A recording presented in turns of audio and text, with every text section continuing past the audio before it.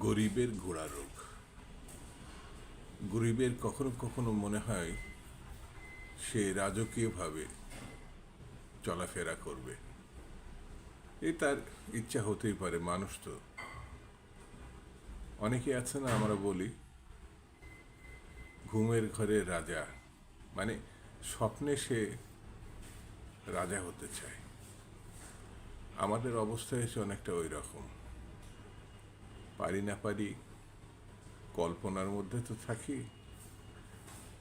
যেমন মানুষের এখন যে অবস্থা হয়েছে, সরকার এমন এমন স্বপ্নের কথা বলে, এমন এমন মুহূর্তের কথা বলে, যেগুলো ঠিক বিশ্বাসযোগ্য তো নয়, সামান্যতম বাস্তবতার মধ্যেও নাই।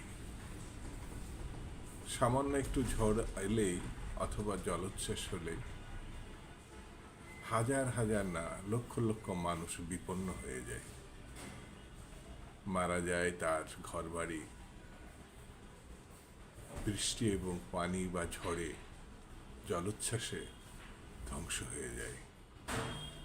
গত 24 ঘন্টায় বাংলাদেশের যে পরিস্থিতির মুখোমুখি আমরা দাঁড়িয়েছি, তাতে গরিবের ঘোড়া রোগ ছাড়া আর কিছু মনে হয় না। সারা ঢাকা শহর, সারা চট্টগ্রাম শহর পানির নিচে।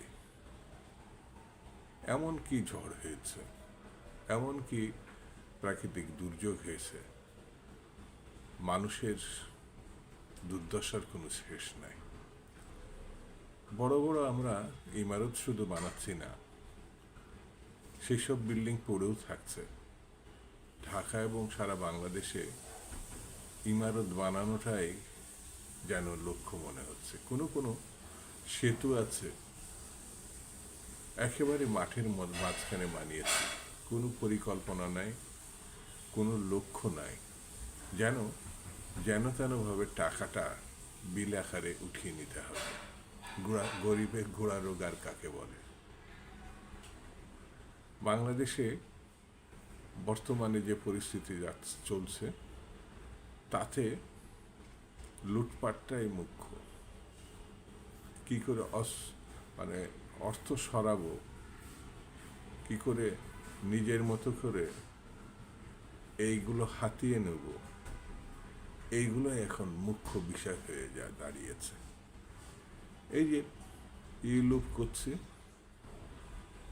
বাইপাস বানাচ্ছে,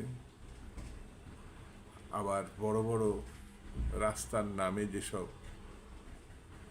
কালভার্ট এটা ওটা বানাচ্ছে শহরে বা গ্রামে, এটি মানুষের কতটা কাজে লাগছে বা আদৌ লাগছে কিনা, এটা কিন্তু আমরা ভেবে দেখছি না, বা সরকার ভেবে দেখছে না, বা যারা এগুলো তৈরি করছে তারাও ভেবে দেখছে না।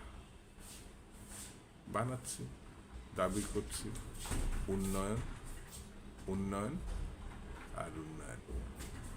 অনেকটা মানুষের নিজেদের যে ভয়ঙ্কর অভিসন্ধি,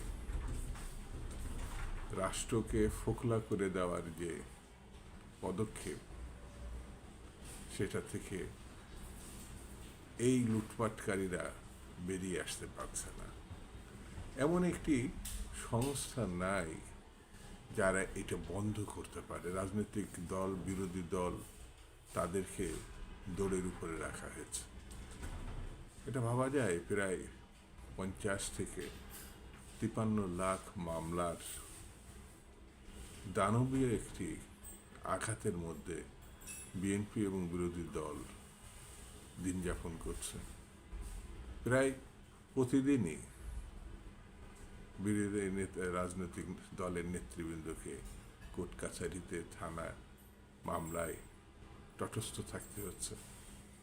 ধ্বংসপ্রাপ্ত একটা জাতির এর থেকে মর্মান্তিক ঘটনা আর কি থাকতে পারে? মুখে দাবি করছে সরকার, আমরা নির্বাচনের মাধ্যমে জনগণের ভোটে ক্ষমতায় এসেছে। আজকে হিন্দুস্তান টাইমস দাবি করেছে, কেজরিওয়াল বলেছে বাংলাদেশ এবং রাশিয়ার মতো ভারতের পরিণতি হতে যাচ্ছে।